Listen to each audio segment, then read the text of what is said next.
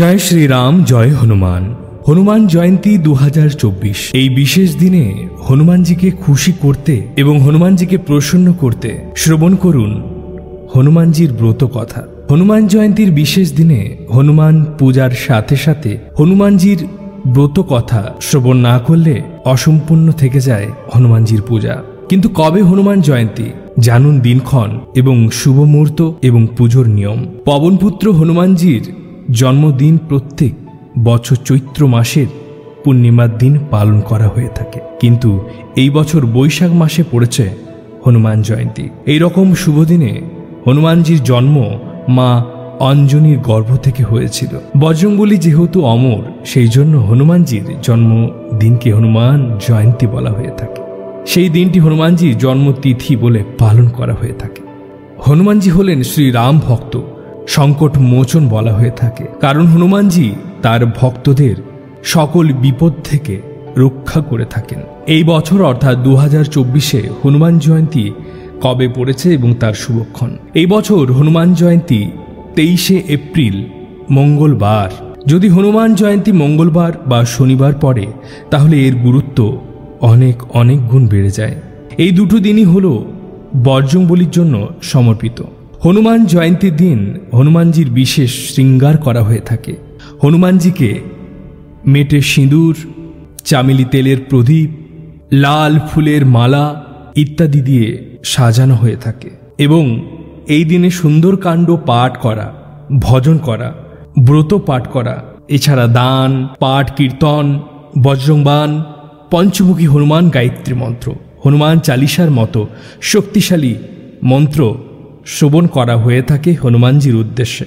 হনুমান জয়ন্তীর শুভ সময় পঞ্জিকা অনুযায়ী এই বছর চৈত্র পূর্ণিমা শুরু হচ্ছে 22শে এপ্রিল ও 23শে এপ্রিলের সংযোগ স্থলে রাত 3:25। পুণ্যতিথি থাকবে 24শে এপ্রিল 5:18 পর্যন্ত।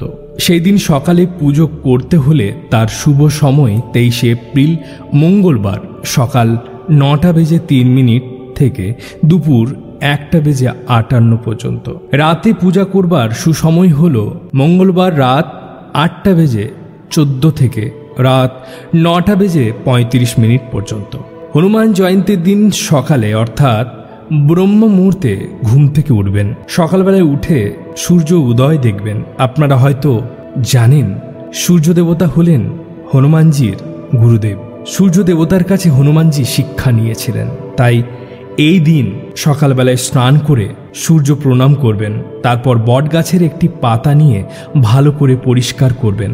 এরপর হনুমানজির সামনে পাতাটি রেখে পূজা করবার পর ওই পাতায় মেটে সিঁদুর অথবা জাফরান দিয়ে ভগবান শ্রী রামের নাম লিখবেন। পূজা শেষ হওয়ার পর ওই পাতাটি আপনি টাকা রাখার জায়গায়, যেখানে ক্যাশ বাক্স, সেইখানে যত্ন করে রেখে দেবেন। এবং এই হনুমান জয়ন্তীর দিন হনুমানজিকে মিষ্টি, ফল, কলা, নারকেল অবশ্যই গোটা দেবেন, লাল ফুল, পবিত্র জল, ছোলা গুড়, পায়েস আপনি আপনার সামর্থ্য মতো নৈবেদ্য দিতে পারেন। কিন্তু এই দিনে যারা ব্রত পালন করবেন হনুমানজির কাছে, তারা বিশেষ আশীর্বাদ পেতে পারেন। আপনি অবশ্যই আপনার নির্দিষ্ট মনস্কামনা নিয়ে এই ব্রত পালন করতে পারেন। এই ব্রত যবে থেকে পালন করবেন, একটা কথা অবশ্যই মনে রাখবেন, এই বিশেষ দিনের ব্রত যদি শুরু করেন তাহলে মনে সংকল্প নেবেন, যতদিন না আপনার মনস্কামনা পূর্ণ হচ্ছে ততদিন হনুমানজির ব্রত আপনি শ্রবণ করবেন প্রত্যেক দিন। হনুমান হলেন ভগবান শিবের 11তম রুদ্র অবতার। ভগবান রাম এবং সীতা মায়ের জন্য তিনি তার জীবন সমর্পিত করেছিলেন। সারা বিশ্বে প্রত্যেকটি হিন্দু হনুমানজির আরাধনা করে থাকেন। হনুমান জয়ন্তীর ব্রতর তাৎপর্য, একটি বিশ্বাস অনুসারে এই দিনে উপবাস করা অত্যন্ত শুভ। শরীর এবং আত্মাকে শুদ্ধ করতে এবং ভগবান হনুমানের আশীর্বাদ পেতে সাহায্য করে থাকে। ভক্তরা উপবাস করেন দেবতার প্রতি কৃতজ্ঞতা ও ভক্তি প্রদর্শনের জন্য। কিছু ভক্ত কঠোর উপবাসও পালন করে থাকেন, অন্যরা কেবল ফল এবং সাত্ত্বিক খাবার খান। এটি আরও সুশৃঙ্খলা বিকাশ এবং ইন্দ্রিয় নিয়ন্ত্রণে সহায়তা করে। হনুমান জয়ন্তীর দিন যারা হনুমান ভক্ত তারা অবশ্যই ব্রহ্মচর্য পালন করলে সবথেকে উত্তম।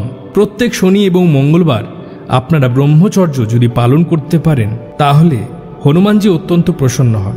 সেই দিনে কোনো রকম আঁশ জাতীয় খাবার খাবেন না, চুল, নখ, দাড়ি ইত্যাদি কাটবেন না, লাল, গেরুয়া এবং হলুদ পোশাক পরবেন এবং কোনো রকম শারীরিক সম্পর্ক করবেন না।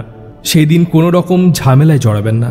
সেই দিনটি শুধুমাত্র হনুমানজির নাম সংকীর্তন, হনুমানজির মন্ত্র জপ করবেন। হনুমান জয়ন্তীর দিন উপবাস করার ফলে, হনুমান জয়ন্তী ব্রত পালন করবার ফলে শক্তি বুদ্ধি অর্জন করতে পারবেন। চলুন তাহলে এই বিশেষ দিনে হনুমানজির ব্রত কথা আমরা এক মনে নিষ্ঠা ভরে শ্রবণ করি। কোনো এক সময়ে এক দরিদ্র ব্রাহ্মণ দম্পতি এক বনে বাস করতেন। তাদের মধ্যে একে অপরের প্রতি ভালোবাসা ছিল অত্যন্ত প্রবল, কিন্তু তাদের কোনো সন্তান না থাকার কারণে তাদের মধ্যে সন্তানহীনতার এক দুঃখ ছিল।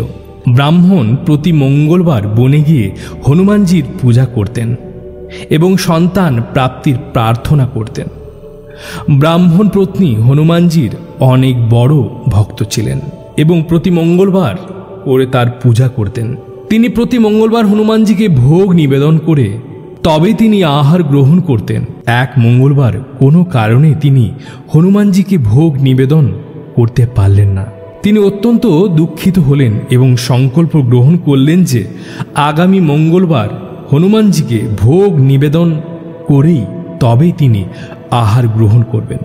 তিনি তার সংকল্প মতো আগামী 6 দিন উপবাস ছিলেন, কিন্তু আগামী মঙ্গলবার তিনি হনুমানজির পূজা করবার সময় অজ্ঞান হয়ে পড়লেন। ব্রাহ্মণ পত্নী নিষ্ঠা দেখে হনুমানজি অত্যন্ত প্রসন্ন হয়ে তার সামনে প্রকট হলেন এবং আশীর্বাদ স্বরূপ তাকে এক সন্তান প্রদান করলেন। ব্রাহ্মণী অত্যন্ত খুশি হলেন এবং সেই সন্তানের নাম রাখলেন মঙ্গল। কিছু সময় পরে ব্রাহ্মণ ঘরে এলেন এবং ঘরে বাচ্চার আওয়াজ শুনে আশ্চর্য হয়ে ব্রাহ্মণীকে বাচ্চা সম্বন্ধে জিজ্ঞাসা করলেন। ব্রাহ্মণী সব কিছু খুলে বললেন, কিন্তু ব্রাহ্মণ তার কথা বিন্দুমাত্র বিশ্বাস করলেন না। ব্রাহ্মণের সন্তানের প্রতি ঘৃণা জন্মাতে থাকলো ধীরে ধীরে। একবার ব্রাহ্মণ পত্নী একদিন যখন ঘরে ছিলেন না, তখন ব্রাহ্মণ পুত্র মঙ্গলকে কুয়োতে ফেলে দিলেন। ব্রাহ্মণ পত্নী বাড়ি ফিরে মঙ্গল কোথায় জানতে চাইলেন ব্রাহ্মণের কাছে। ব্রাহ্মণ কিছু বলার আগেই মঙ্গল মুচকি হাসতে হাসতে সেখানে এসে উপস্থিত হলে ব্রাহ্মণ আশ্চর্য হয়ে যায়। ব্রাহ্মণ ভাবতে থাকে, যে বাচ্চাকে আমি নিজে হাতে কুয়োতে ফেলে দিলাম সে জীবিত হয়ে উঠে এলো কি করে? রাতে স্বপ্নে হনুমানজি ব্রাহ্মণকে দর্শন দিয়ে বললেন, এ সন্তান তোর। আমি ব্রাহ্মণীর প্রতি নিষ্ঠা ও ভক্তিতে প্রসন্ন হয়ে তাকে আশীর্বাদ স্বরূপ দিয়েছি। এরপর থেকে ওই ব্রাহ্মণ দম্পতি প্রতি মঙ্গলবার হনুমানজির ব্রত পালন করতে লাগলেন। কোনো এক সময়ে এক দরিদ্র ব্রাহ্মণ দম্পতি এক বনে বাস করতেন। তাদের মধ্যে একে অপরের প্রতি ভালোবাসা ছিল অত্যন্ত প্রবল, কিন্তু তাদের কোনো সন্তান না থাকার কারণে তাদের মধ্যে সন্তানহীনতার এক দুঃখ ছিল। ব্রাহ্মণ প্রতি মঙ্গলবার বনে গিয়ে হনুমানজির পূজা করতেন এবং সন্তান প্রাপ্তির প্রার্থনা করতেন। ব্রাহ্মণ পত্নী হনুমানজির অনেক বড় ভক্ত ছিলেন এবং প্রতি মঙ্গলবার করে তার পূজা করতেন। তিনি প্রতি মঙ্গলবার হনুমানজিকে ভোগ নিবেদন করে তবেই তিনি আহার গ্রহণ করতেন। এক মঙ্গলবার কোনো কারণে তিনি হনুমানজিকে ভোগ নিবেদন করতে পারলেন না। তিনি অত্যন্ত দুঃখিত হলেন এবং সংকল্প গ্রহণ করলেন যে আগামী মঙ্গলবার হনুমানজিকে ভোগ নিবেদন করেই তবেই তিনি আহার গ্রহণ করবেন। তিনি তার সংকল্প মতো আগামী 6 দিন উপবাস ছিলেন, কিন্তু আগামী মঙ্গলবার তিনি হনুমানজির পূজা করবার সময় অজ্ঞান হয়ে পড়লেন। ব্রাহ্মণ পত্নী নিষ্ঠা দেখে হনুমানজি অত্যন্ত প্রসন্ন হয়ে তার সামনে প্রকট হলেন এবং আশীর্বাদ স্বরূপ তাকে এক সন্তান প্রদান করলেন। ব্রাহ্মণী অত্যন্ত খুশি হলেন এবং সেই সন্তানের নাম রাখলেন মঙ্গল। কিছু সময় পরে ব্রাহ্মণ ঘরে এলেন এবং ঘরে বাচ্চার আওয়াজ শুনে আশ্চর্য হয়ে ব্রাহ্মণীকে বাচ্চা সম্বন্ধে জিজ্ঞাসা করলেন। ব্রাহ্মণী সব কিছু খুলে বললেন, কিন্তু ব্রাহ্মণ তার কথা বিন্দু মাত্র বিশ্বাস করলেন না। ব্রাহ্মণের সন্তানের প্রতি ঘৃণা জন্মাতে থাকলো ধীরে ধীরে। একবার ব্রাহ্মণ পত্নী একদিন যখন ঘরে ছিলেন না, তখন ব্রাহ্মণ পুত্র মঙ্গলকে কুয়োতে ফেলে দিলেন। ব্রাহ্মণ পত্নী বাড়ি ফিরে মঙ্গল কোথায় জানতে চাইলেন ব্রাহ্মণের কাছে। ব্রাহ্মণ কিছু বলার আগেই মঙ্গল মুচকি হাসতে হাসতে সেখানে এসে উপস্থিত হলে ব্রাহ্মণ আশ্চর্য হয়ে যায়। ব্রাহ্মণ ভাবতে থাকে, যে বাচ্চাকে আমি নিজে হাতে কুয়োতে ফেলে দিলাম, সে জীবিত হয়ে উঠে এলো কি করে? রাতে স্বপ্নে হনুমানজি ব্রাহ্মণকে দর্শন দিয়ে বললেন, এ সন্তান তোর। আমি ব্রাহ্মণীর প্রতি নিষ্ঠা ও ভক্তিতে প্রসন্ন হয়ে তাকে আশীর্বাদ স্বরূপ দিয়েছি। এরপর থেকে ওই ব্রাহ্মণ দম্পতি প্রতি মঙ্গলবার হনুমানজির ব্রত পালন করতে লাগলেন। কোনো এক সময়ে এক দরিদ্র ব্রাহ্মণ দম্পতি এক বনে বাস করতেন। তাদের মধ্যে একে অপরের প্রতি ভালোবাসা ছিল অত্যন্ত প্রবল, কিন্তু তাদের কোনো সন্তান না থাকার কারণে তাদের মধ্যে সন্তানহীনতার এক দুঃখ ছিল।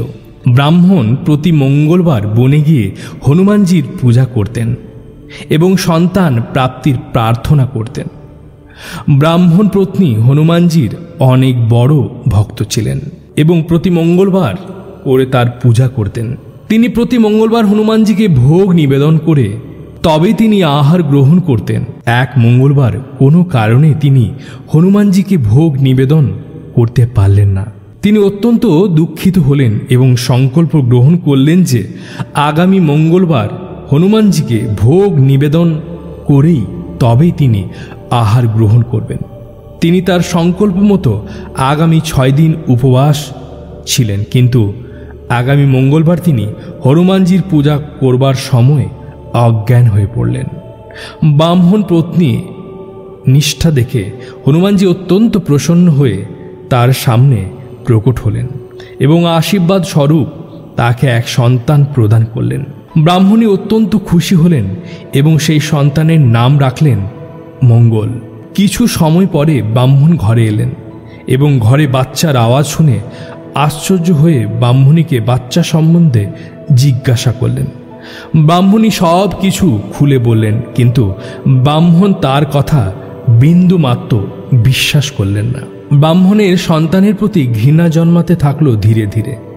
একবার ব্রাহ্মণ পত্নী একদিন যখন ঘরে ছিলেন না, তখন ব্রাহ্মণ পুত্র মঙ্গলকে কুয়োতে ফেলে দিলেন। ব্রাহ্মণ পত্নী বাড়ি ফিরে মঙ্গল কোথায় জানতে চাইলেন ব্রাহ্মণের কাছে। ব্রাহ্মণ কিছু বলার আগেই মঙ্গল মুচকি হাসতে হাসতে সেখানে এসে উপস্থিত হলে ব্রাহ্মণ আশ্চর্য হয়ে যায়। ব্রাহ্মণ ভাবতে থাকে, যে বাচ্চাকে আমি নিজে হাতে কুয়োতে ফেলে দিলাম, সে জীবিত হয়ে উঠে এলো কি করে? রাতে স্বপ্নে হনুমানজি ব্রাহ্মণকে দর্শন দিয়ে বললেন, এ সন্তান তোর। আমি ব্রাহ্মণীর প্রতি নিষ্ঠা ও ভক্তিতে প্রসন্ন হয়ে তাকে আশীর্বাদ স্বরূপ দিয়েছি। এরপর থেকে ওই ব্রাহ্মণ দম্পতি প্রতি মঙ্গলবার হনুমানজির ব্রত পালন করতে লাগলেন। প্রিয় হনুমান ভক্তরা, অবশ্যই প্রত্যেক শনি এবং মঙ্গলবার হনুমানজিকে নিষ্ঠা ভরে আপনারা হনুমানজির ব্রত কথা শ্রবণ করুন।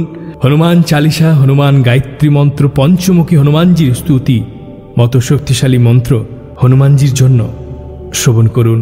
হনুমানজি আপনাদের প্রত্যেকের মনোবাঞ্ছা পূর্ণ করবে।